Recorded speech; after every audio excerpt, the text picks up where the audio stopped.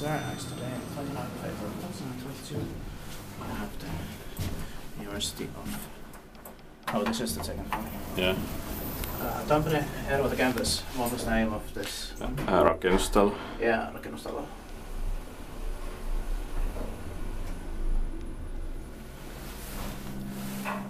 Built in 2002 by Otis, and the most thousand fixtures. Silver SB 13304.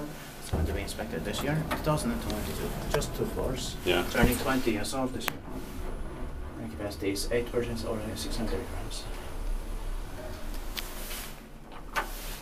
Second drive deserves it. Is this buggy-wise maintained by cone? It has a dog nose button.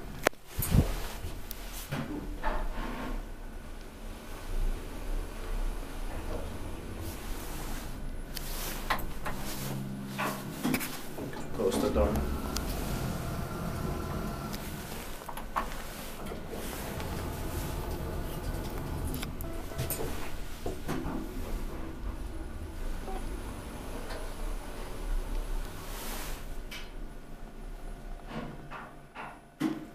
That's it.